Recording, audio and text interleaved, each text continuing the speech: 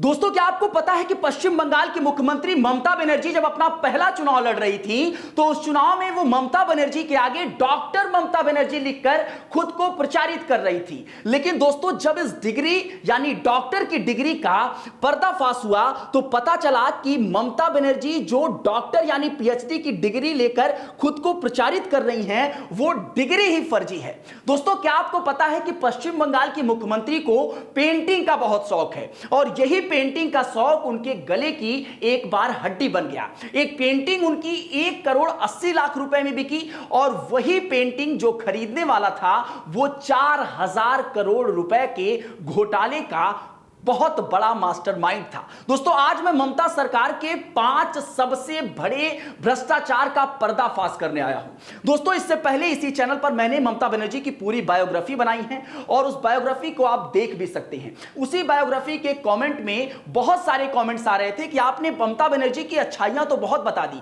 लेकिन ममता बनर्जी पिछले 15 सालों में, ममता सरकार पिछले 15 सालों में इतने सारे भ्रष्टाचार किए हैं, आपने एक भी नहीं बताया। तो ये वीडियो उन लोगों के लिए है जो ममता बनर्जी के भ्रष्टाचार को जानना चाहते हैं। एक के बाद एक सारे भ्रष्टाचार का यहां पर पर्दाफाश करने वाला हूं। अगर इस चैनल पर नए हैं तो इस चैनल को सब्सक्राइब जरूर कर दीजिएगा और इसके साथ ही इस वीडियो को लाइक करके अपना कमेंट, बहुमूल्य कमेंट हमको जरूर पहुंचाइएगा। दोस्तों, शुरू करते हैं सबसे पहली कहानी पर जहां से मैंने ये वीडियो की शुरुआत की। ममता बनर्जी, दोस्तों, एक बार पीएचडी डिग्री पर इनके विवाद हो गया। ममता बनर्जी को कहा जाता है कि ये सबसे ज्यादा पढ़ी लिखी महिला है, लेकिन इनके पीएचडी की डिग्री पर सबसे पहले चुनाव में ही बखेड़ा खड़ा हो गया था। दोस्तों, वो सन 1984 का था।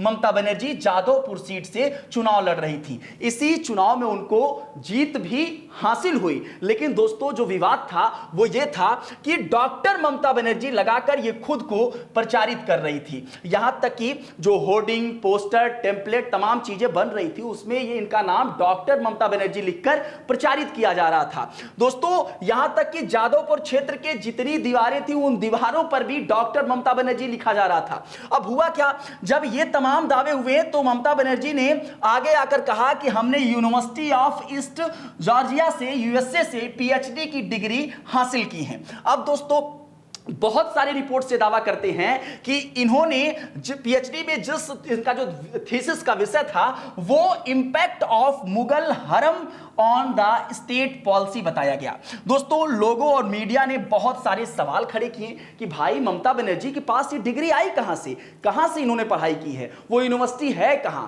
है या नहीं है। ये तमाम सवाल जब उठे दोस्तों, तो इस सवाल का संज्ञान दोस्तों United state education foundation in India यानी यूएसईएफआई ने ये सवाल को बहुत प्रमुखता से उठाया। जब उनसे भी सवाल किया गया कि भाई ये जो ममता बनर्जी के पास ये फर्जी डिग्री है ये आई कहां से है, फर्जी है कि असली है, इस पे जरा अपने पक्ष रखिए। दोस्तों, तो उसके बाद उन्होंने जिसका दावा किया जा रहा था कि यूनिवर्सिटी ऑफ जॉर्जिया से ममता बनर्जी पीएचडी की डिग्री हासिल की है, जब इसकी जांच पड़ताल की गई दोस्तों तो फरवरी 1985 में पता चला कि ऐसी कोई भी यूनिवर्सिटी कहीं ना कहीं एग्जिस्ट ही नहीं करती है। दोस्तों, ये यूनिवर्सिटी जिसके बारे में जिक्र किया जा रहा था, यूनिवर्सिटी ऑफ ईस्ट जॉर्जिया, ये अस्तित्व में ही नहीं थी, इसका कोई रिकॉर्ड ही नहीं था जहां से ममता बनर्जी ने पीएचडी की डिग्री हासिल की थी। अब ये बड़ा सवाल है कि ममता बनर्जी ने डिग्री हासिल कहां से की थी भाई, और या हासिल की थी या वो भी कोई फ्रॉड का शिकार हो गई थी, कोई ऐसे यूनिवर्सिटी से कर ली थी जहां पे पीएचडी की डिग्री उनको दे दी गई थी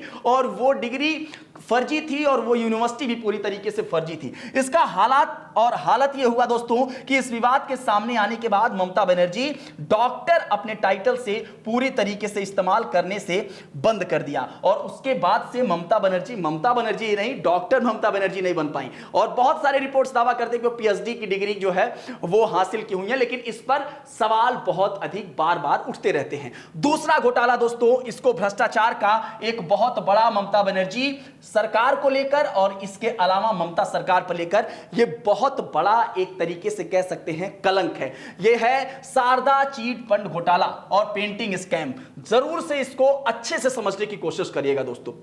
ये जो शारदा चिटफंड घोटाला है ये है क्या, और शारदा चिटफंड क्या थी। दोस्तों शारदा चिटफंड ऐसे ही थी जैसे आप इस तरीके से समझिए कि कुछ लोग जो निवेशक थे, जो चाय की दुकान लगाते हैं, जो ठेला लगाते हैं, जो अन्य काम करते हैं, छोटे मोटे काम करते हैं और छोटी छोटी सेविंग करना चाहते हैं, उन लोगों के पैसे लेकर ये चिटफंड दावा करती थी कि ये एक लोगों से पैसा लेती थी और दूसरे लोगों को अधिक रिटर्न देती थी। मतलब इस चीज को ऐसे समझिए कि अगर मैं एक कंपनी खड़ा करता हूं, उसमें 5000 निवेशक हैं, तो एक के बाद एक मैं एक लोग से लेता हूं, दूसरे लोग को उससे ज्यादा रिटर्न करता हूं, और फिर और लोग जुड़ते हैं, फिर उनसे लेता हूं, फिर दूसरे को उससे ज्यादा जो है रिटर्न करता हूं। लेकिन आपको इस कंपनी के बारे में एक चीज जरूर जान लेनी चाहिए कि यह कंपनी जब भी एंड में जाएगी तो वो ताश के पत्ते की तरह पूरी तरीके से बिखर जाएगी। आगे समझाता हूं दोस्तों। ये पोंजी स्कीम थी और इसमें नए निवेशकों को पैसे से पुराने निवेशकों को रिटर्न दिया जाता था, बड़ा रिटर्न दिया जाता था। ये शारदा ग्रुप थी और शारदा ग्रुप की उस समय 200 से अधिक कंपनियां हो गई थी। दोस्तों इस खुलासे का जो सन था वो 2013 में इसका खुलासा होता है। पश्चिम बंगाल, उड़ीसा, असम, यहां तक कि बहुत सारे राज्यों के निवेशक जो है इसमें निवेश करते हैं और इसमें निवेशक तकरीबन 17 लाख निवेशक इसमें पैसा जो है वो निवेश करते हैं। 17 लाख लोगों के पैसे, 17 लाख लोगों के सपने को सजाने वाला ये शारदा ग्रुप जो है उसका खुलासा कैसे हुआ इसको समझने की कोशिश करिए। दोस्तों घोटाला लगभग अलग अलग रिपोर्ट्स में दावा किया जाता है 2000, 3000 करोड़, कई रिपोर्ट्स में दावा किया जाता है कि 10,000 करोड़ का जो इसमें घोटाला था वो किया गया। दोस्तों टीएमसी नेताओं पर आरोप है कि इस शारदा चिटफंड घोटाले को लेकर या शारदा ग्रुप को लेकर चलाने में सबसे ज्यादा मदद टीएमसी के नेताओं ने की, टीएमसी सरकार ने की। वो पैसा लेते थे और फिर इस कंपनी को संरक्षण देते थे। दोस्तों जब इस पे गिरफ्तारियां होती हैं तो टीएमसी सांसद कुणाल घोष, मदन मिश्रा मंत्री और अन्य टीएमसी के नेता इसमें पकड़े जाते हैं और मुख्य आरोपी रहता है इस शारदा ग्रुप का चेयरमैन सुदीप्तो सेन। उसके ऊपर आरोप लगते हैं कि वो आरोप लगाता है कि वो कई टीएमसी नेताओं को इसके लिए पैसे दिया और इससे वो बदले में राजनीतिक संरक्षण उसको प्राप्त हुआ। दोस्तों जब सरकार पर आरोप लगते हैं तो कहा जाता है कि ममता सरकार पर कि इसको घोटाले को उजागर करने में वो देरी की, और जब ये घोटाला उजागर हुआ तो जब ईडी और सीबीआई इसमें अपना काम कर रही थी तो उस काम में बाधा डालने का काम ममता बनर्जी की सरकार ने किया। दोस्तों ममता बनर्जी का इस पे बयान था, बहुत बेतुका बयान था दोस्तों, कि इतने 17 लाख निवेशक थे, उन्होंने अपने खून पसीने की कमाई से इतना बड़ा पैसा इन्वेस्ट किया था, और जब ये सब घोटाले हो गए तो ममता बनर्जी का रिएक्शन था कि जो हो गया उसको छोड़ दो, जो हो गया सो हो गया। उन्होंने बंगाली में कहा जा गेच्छे ता गेच्छे, मतलब जो हो गया सो हो गया, उसको छोड़ दो। और बाद में राहत फंड के नाम पर उनको लोगों को 500 करोड़ रुपया राहत फंड के नाम पर दिया कि 500 करोड़ में जो छोटे छोटे निवेशक थे उनको उनका पैसा मिल जाएगा। लेकिन दोस्तों आपको यहां पर एक टर्निंग पॉइंट है, उन्होंने जो पैसा 500 करोड़ का राहत फंड दिया था, जान रहे वो पैसा कहां से आया? वो भी जनता के पैसों से आया। उन्होंने उस राज्य में जो भी गुटखा, सिगरेट और तमाम उत्पाद थे तंबाकू के, इन पर 10% अतिरिक्त टैक्स लगा दिया, सिर्फ इस वजह से क्योंकि वो 500 करोड़ राहत फंड जो है वो रिलीज करने वाली थी। ममता बनर्जी का बयान था कि आप लोग सिगरेट, गुटखा, पानी तमाम चीजें तो खाते पीते ही हैं, अब थोड़ा सा और खाइए, ताकि थोड़ा सा और सिगरेट पीजिए, थोड़ा सा और गुटखा खाइए, ताकि इन लोगों को जो छोटे निवेशक हैं उनको उनका पैसा मिल जाए। क्या बेतुका बयान था ये, कि आप समझिए कि 17 लाख निवेशक इसमें थे, छोटे बड़े मिलाकर। अब इन 17 लाख निवेशकों को पैसा वापस करने के लिए फिर उनके ही जेब को खंगाला जा रहा है। ये कितनी बड़ी शर्मनाक बात है। दोस्तों पेंटिंग स्कैम जिसके बारे में बात कर रहा हूं, बहुत कम लोग जानते हो कि ममता बनर्जी, पश्चिम बंगाल की ममता बनर्जी को पेंटिंग का बहुत शौक है। जब भी कुछ समय मिलता है तो पेंटिंग किया करती हैं, और इसी पेंटिंग से एक घोटाला भी इनके नाम जुड़ा हुआ है। सुदीप्तो सेन जो ये शारदा ग्रुप का चेयरमैन था, वो ममता बनर्जी की एक पेंटिंग को खरीदता है 1 करोड़ 80 लाख रुपए में। 1 करोड़ 80 लाख एक पेंटिंग के लिए कितनी बड़ी रकम होती है आप सोच सकते हैं। इतनी बड़ी और इतनी प्रोफेशनल ये पेंटर भी नहीं है, लेकिन बावजूद इसके इनकी एक पेंटिंग को खरीदा जाता है कितने में? 1 करोड़ 80 लाख रुपए में। दोस्तों अन्य आरोप लगा कि इसी जो अन्य पूंजी कंपनियां थी, उनकी वो पूंजी कंपनियां इनके पेंटिंग्स को ऐसे बड़े बड़े दामों पर खरीदती थी और इनके ऊपर आरोप लगा कि उन पैसों का राजनीतिक प्रयोग किया जाता था, राजनीति में उन पैसों को लगाया जाता था ताकि वो पैसा दिखे 1 नंबर का लेकिन हो उसका 2 नंबर। दोस्तों, ममता पर आरोप लगा कि वो घूस और संरक्षण का माध्यम था। पेंटिंग जागो बंगाल के जरिए बिकी और राजनीतिक फेवर के बदले महंगी इसकी खरीदारी की गई। दोस्तों, ये 2 घोटालों के बारे में मैंने बताया, भ्रष्टाचार के बारे में बताया। ये तीसरा नारदा स्टिंग ऑपरेशन, इसको सुनिए और आपको जिज्ञासा बढ़ जाएगी कि क्या वाकई इस तरीके से भी ममता सरकार में होता था। दोस्तों, ये एक अंडरकवर स्टिंग ऑपरेशन था जिसमें टीएमसी के बड़े बड़े नेता और मंत्री रिश्वत लेते हुए कैमरे में कैद हुए थे। कैमरे में कैद हुए थे दोस्तों। 52 से 56 मिनट की, माफ करिएगा, 52 से 56 घंटे की ये रिकॉर्डिंग्स थी और इसमें टीएमसी के मंत्री, नेता, सांसद पैसे लेते हुए इसमें दिखाई देते हैं, घूस लेते हुए दिखाई देते हैं। आप सोचिए किसी एक सरकार के मंत्री, सांसद पैसे लेते हैं तो क्या सरकार तक नहीं पहुंचता होगा? ये आप पे छोड़ता हूं, आप बताइएगा इसके बारे में। दोस्तों, मुख्य रूप से 2014 में नारदा न्यूज के एक पत्रकार थे, उनका नाम था मैथ्यू सैमुअल, और उनकी पूरी टीम जो है इस पे 2 साल तक लगातार काम करती रही। सैमुअल्स ने खुद को इंपेक्स कंसल्टेंसी सॉल्यूशन नाम का एक फर्जी कंपनी का प्रतिनिधि बताया। उन्होंने टीएमसी नेताओं से बात की और जब टीएमसी नेताओं से संपर्क किया तो उन्होंने प्रस्ताव दिया कंपनी को लेकर कि आप मुझे बिजनेस संकट को लेकर, बिजनेस फेवर को लेकर, अनुबंध को लेकर, सरकारी काम को लेकर आप हमको फेवर करिए, बदले में जो पैसे चाहिए होगा हम आपको देंगे। अब ये तमाम चीजें जो है वो रिकॉर्ड हो रही थी और उन नेता और मंत्रियों को इसके बारे में कानों कान खबर नहीं थी। दोस्तों, लगभग 52 से 56 मिनट की ये रिकॉर्डिंग, गुप्त रिकॉर्डिंग, और इसमें नेता पैसे लेते, गिनते और फेवर देने का वादा करते हुए नजर आते। कितनी बड़ी और शर्मनाक बात है ये ममता सरकार पर।